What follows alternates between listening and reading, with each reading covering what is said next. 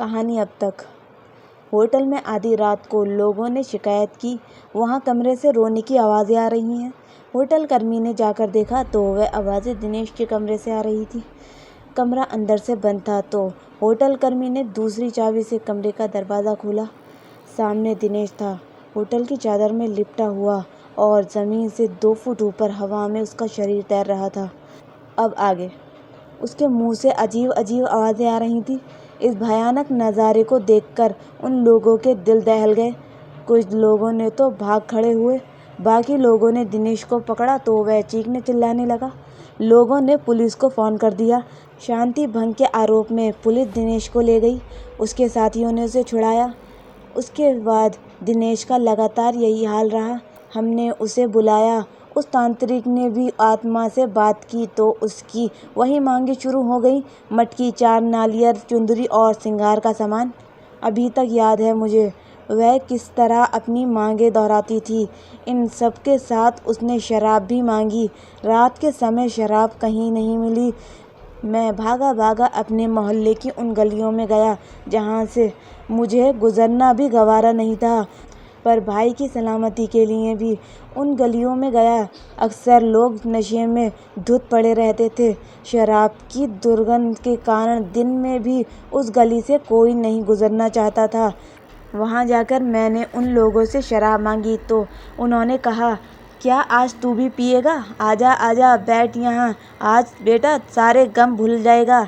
मैं गम भुलाने नहीं आया हूँ, मेरे भाई की तबीयत खराब है, उस पर ऊपरी साया है, तांत्रिक शराब से पूजा करेगा।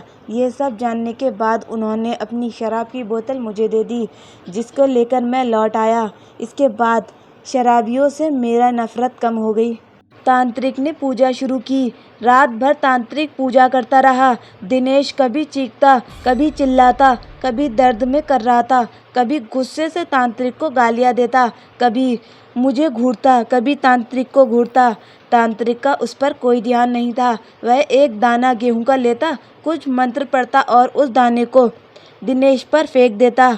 उस दाने के शरीर पर पड़ते ही दिनेश पूरी तरह तड़पने लगता। उसके मुंह से जानवरों जैसी गुर्राहने की आवाज़ें निकल रही थीं। वह जानवर की तरह हरकतें करने लगा था। दिनेश की आवाज़ उसके गले में ही बंद कर रह गई थी। वह क्या बोल रहा था, कुछ समझ में नहीं आ रहा था। सुबह तक दिनेश ठीक हो गया और बेहोश रहा। शायद इन सब से उसका शरीर थकने लगा था। उसका चेहरा पीला पड़ गया था, शरीर सूखकर लकड़ी जैसा हो चला था। फिर भी कहीं ना कहीं मेरा भाई इन बुरी शक्तियों से लड़ रहा था, मुझे यकीन था। कुछ दिन और बीतने पर दिवाली का त्योहार आ गया था। धनतेरस का दिन था और मैं टीवी देख रहा था। दिनेश कमरे में आया और बेहोश हो गया। मुझे लगा वापस से वह सब शुरू होने वाला है तो मैंने उसे कुर्सी से बांध दिया। दिनेश थोड़ा होश में आया और उस आधी बेहोशी की हालत में उसने मुझसे कहा, भाई अब मैं नहीं बचूंगा, मैं ख़त्म हो जाऊंगा। यह सुनकर मेरी आंखों से आंसू आ गए। मैं अपने भाई को इस तरह ज़िंदगी से हारते नहीं देखना चाहता था। दिनेश भी रो रहा था, भाई मैं मर जाऊंगा। मैंने खुद को संभाला और दिनेश को बांध दिया। बाइक ली और एक दोस्त को साथ लेकर मैं उसी तांत्रिक को बुलाने निकला।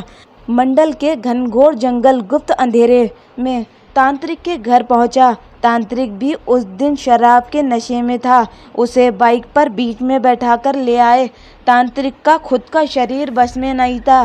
गिरता पड़ता वह दिनेश के पास पहुंचा। जैसे ही उसने दिनेश का हाथ पकड़ा, उसका सारा नशा उतर गया। उसने वही पूजा दोहराई और सुबह होने तक दिनेश फिर ठीक हो गया। अब तो यह सिलसिला चालू हो गया था।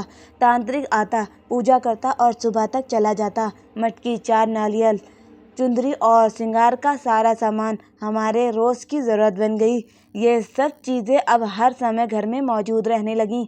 रोज़ रात गिरने घर में मनहूसियत सी छा जाती। घर के एक कोने में शराब की बोतलों का ढेर इकट्ठा हो गया था। ऐसा कोई मंदिर नहीं बचा था जहाँ पर हमने दिनेश का इलाज न करवाया हो। अंत में किसी ने कलकत्ता के काली मंदिर का सुझाव दिया। वहाँ जाकर दिनेश का इलाज कराया।